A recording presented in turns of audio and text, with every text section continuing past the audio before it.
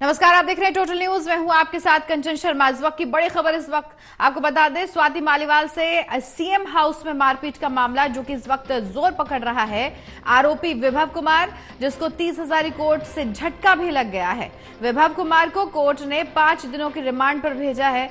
आरोपी के वकील ने अंतरिम जमानत याचिका दायर की थी, जिसे कोर्ट ने खारिज कर दिया है। आपको बता दें कि पुलिस ने आरोपी की 7 दिनों की रिमांड मांगी थी। पुलिस को विभव की 5 दिनों की रिमांड मिल गई है। अब यही पूछताछ जो है वो आगे बढ़ेगी। पुलिस एक एक तथ्य को ध्यान में रखते हुए इस बात को साफ करेगी कि आखिर ये नौबत क्यों आई, स्वाति मालीवाल के साथ में मारपीट हुई है तो क्यों हुई, ऐसा क्या वहां पर हो गया, क्या गंभीर स्थिति बन गई कि ऐसा सिचुएशन बनी है। और आपको ये भी बता दें कि विभव कुमार जो कि कह रहे हैं, पहले भी कह चुके हैं, उनके वकील भी कह चुके हैं कि वो शुरुआत से ही कह रहे हैं कि हम सहयोग करने के लिए तैयार हैं। जो भी इन्वेस्टिगेशन होगी, जो भी पूछताछ होगी, हम उसमें पूरी की पूरी कह सकते हैं कि पूरा सहयोग करेंगे, ये विभव कुमार का कहना है। तो विभव को कोर्ट ने 5 दिनों की रिमांड पर भेज दिया है। कल हमने कुछ सीसीटीवी फुटेज आपको दिखाए थे, जिसमें एक के बाद एक सीसीटीवी फुटेज सामने आया था और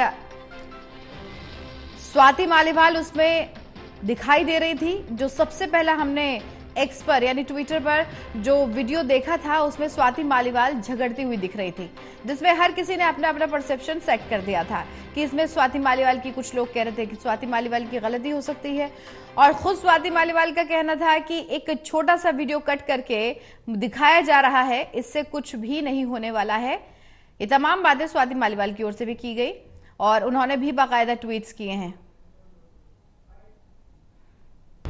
The police has filed an application for seeking 7 days remand, and out of 7 days remand, 5 days remand has been ordered, and he will be produced after 5 days. He was allowed to meet his lawyer during the investigation and the family member, and the medicine, if any, on the medical etc. is required, he will be duly supplied with.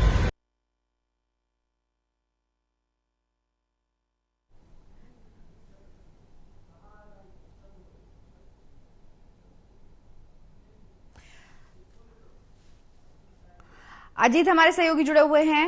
Ajit, Swati Maliwal का जो मामला है वो लगातार बढ़ता जा रहा है। अब इसमें क्या कुछ और नई अपडेट निकलकर सामने आ रही है? हालांकि रिमांड पर ले लिया है विभव कुमार को वोट डालने के लिए।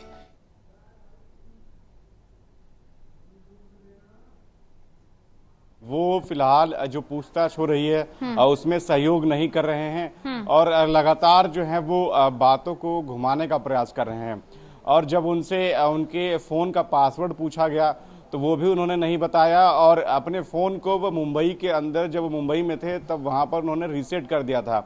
आईफोन 15 उनके पास है, जिसे उन्होंने रीसेट कर दिया था, और रीसेट का कारण भी जो है उन्होंने नहीं बताया कि आखिर उन्होंने फ़ोन को रीसेट क्यों किया।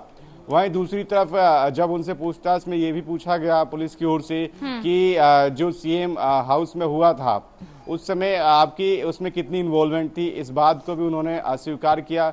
और जिसके बाद शाम होते होते जो है उन्हें 30,000 कोर्ट जो है पुलिस लेकर जाती है, जहां पर 7 दिनों की रिमांड जो है पुलिस की ओर से डिमांड की जाती है कोर्ट में, लेकिन पुलिस को 5 दिनों की रिमांड जो है मिलती है। इन 5 दिनों के रिमांड में जो है पुलिस इस बात की तफ्तीश करेगी कि सीएम आवास में जो हुआ और उसके बाद जो सीसीटीवी थे वहां पर क्या उनसे भी छेड़छाड़ की गई है। विभव कुमार ने मुंबई में कहां पर जो है अपने फ़ोन को रीसेट किया था, पुलिस मुंबई भी जा सकती है, वहां पर फ़ोन को रीसेट किया गया था, कौन से लोकेशन पर किससे मिले थे, वो भी जो है इस जांच में शामिल है। और वहीं जो विभव कुमार के जो वकील हैं उन्होंने 30,000 कोर्ट में अंतरिम जमानत के लिए याचिका दायर किया था, जिसे कोर्ट ने खारिज कर दिया। उसके बाद उनकी ओर से लगातार ये आरोप लगाया जा रहा था कि उन्हें एफआईआर की कॉपी तक नहीं मिली, जो पूरे मीडिया में चल रही थी। और ये जो गिरफ्तारी जो पुलिस ने किया, ये बिना बताए जो है गिरफ्तारी किया है। हालांकि सबने देखा कि किस तरीके से विभव कुमार का फोन बंद आ रहा था, पुलिस लगातार कांटेक्ट करने की कोशिश कर रही थी, लेकिन बाद में पुलिस को बीते दिन ये सूचना मिली थी तकरीबन दोपहर के समय कि विभव कुमार जो है सीएम आवास में ही मौजूद है, जिसके बाद विभव कुमार वहीं पे मौजूद थे जहां पर ये पूरा जो है मारपीट का जो मामला हुआ था, तो पुलिस तुरंत पहुंचती है ताकि सबूतों से कोई छेड़छाड़ ना हो सके, और वहां पहुंचती है और विभव कुमार को हिरासत में लेकर सिविल लाइन थाने लेकर आती है। और वहां पर कुछ देर बाद पूछताछ के प्रकरण के बाद जो है फॉर्मेलिटी के तौर पर यह बताया जाता है कि अब उन्हें गिरफ्तार कर लिया गया है। गिरफ्तारी के बाद उनसे तमाम सवाल जो है वो पुलिस करती है, लेकिन वो किसी भी सवाल का जवाब जो है वो सही ढंग से नहीं देते हैं, ना ही वो उनके पास जो इलेक्ट्रॉनिक डिवाइस है उसका वो पासवर्ड बताते हैं, और उन्होंने रीसेट क्यों किया वो भी वो नहीं बताते हैं, जिसका मुख्य कारण बना कि उन्हें 30,000 कोर्ट में पेश किया गया। और वहां कोर्ट के सामने भी ये सभी बातें रखी गई कि मुंबई के अंदर इन्होंने फोन को रीसेट किया और तमाम जो सबूत है और उसके साथ छेड़छाड़ करने का प्रयास किया गया, जिसके बाद कोर्ट ने जो है 5 दिनों की रिमांड जो है वो सुनिश्चित कर दी। वहीं 23 मई को विभव कुमार को एक बार फिर से कोर्ट में पेश किया जाएगा। उस दौरान अब देखने वाली बात यह होगी कि पुलिस कौन कौन से सबूत जो है वो इकट्ठे करती है और उसे लेकर जाती है, क्योंकि जो डिवाइस रीसेट किया गया है उसमें कितना रिकवर हो पाता है ये भी देखने वाली बात होगी। जो सीसीटीवी सीएम हाउस से पुलिस को मिले हैं उन सीसीटीवी में क्या कुछ नजर आता है, क्या वहां पर छेड़छाड़ की गई है सीसीटीवी के साथ या नहीं की गई है, ये सभी बातें जो हैं 5 दिनों की रिमांड के बाद अगर विभव कुमार पुलिस का सहयोग करते हैं पूछताछ में, तो कहीं ना कहीं 30,000 कोर्ट में जब 23 मई को जब विभव कुमार को पुलिस लेकर जाएगी तो उस दौरान कहीं ना कहीं इस केस की परतें जो है वो खुलती हुई नजर आएंगी। जी अजीत, हमने कल एक ट्वीट भी देखा था स्वाति मालीवाल का, एक्स पर वो लिख रही थी कि हमने सुना है, ऐसा मेरे सुनने में आ रहा है कि जो सीसीटीवी फुटेज है उससे छेड़छाड़ करने की कोशिश की जा रही है, यानी उसको इधर से उधर करने की कोशिश हो रही है, सबूतों से छेड़छाड़ हो रही है, ऐसा स्टेटमेंट उनका था जो हमने ट्विटर पर पढ़ा था। दूसरी चीज ये कि इतना सब होने के बाद भी इतना सब हो गया है, अब विभव कुमार का इसमें कोई स्टेटमेंट अभी मीडिया के सामने कुछ आया है कि नहीं आया है, उनकी कोई सफाई है पूरे मामले को लेकर? बिल्कुल, देखिए विभव कुमार के जो वकील है उनकी ओर से ये कहा गया है कि जो ये गिरफ्तारी है ये गिरफ्तारी नहीं की जानी चाहिए थी, पहले बताना चाहिए था पुलिस को। लेकिन पुलिस ने पहले ही ये जाहिर कर दिया था कि विभव कुमार को गिरफ्तार किया जाएगा, क्योंकि लगातार उनकी तलाश की जा रही थी। और एंड में जब उनकी लोकेशन जहां से उन्हें गिरफ्तार किया गया वो सीएम हाउस ही था जहां पे ये पूरी वारदात हुई थी।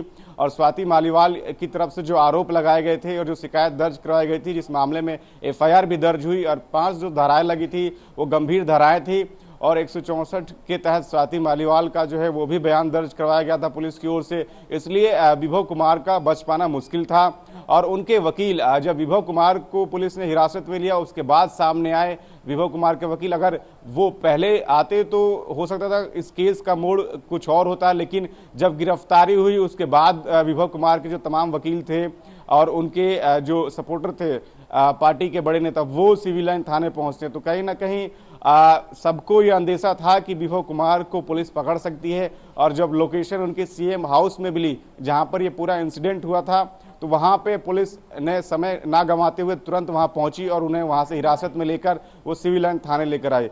और जिसके बाद वहां पूछताछ की गई और देर शाम तक तकरीबन 7-8 बजे तक उनसे पूछताछ की जाती रही। और उसके बाद रात को जो है 30,000 कोर्ट ने जो है ये फैसला सुनाया कि उन्हें 5 दिनों की जो है रिमांड पर पुलिस रिमांड पर जो है भेजा जा रहा है।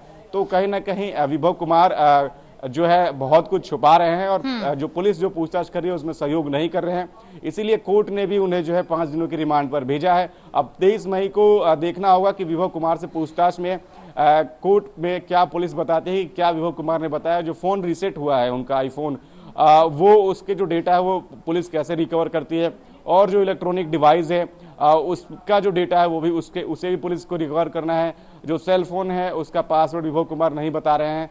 तो कहीं ना कहीं पूरी तरीके से विभव कुमार की मुश्किलें बढ़ती हुई नजर आएगी। अगर विभव कुमार सहयोग नहीं करेंगे तो रिमांड की जो दायरा है वो और बढ़ता हुआ नजर आ सकता है। जी चलिए अजीत, आपसे अपडेट लेते रहेंगे, फिलहाल के लिए बहुत बहुत शुक्रिया।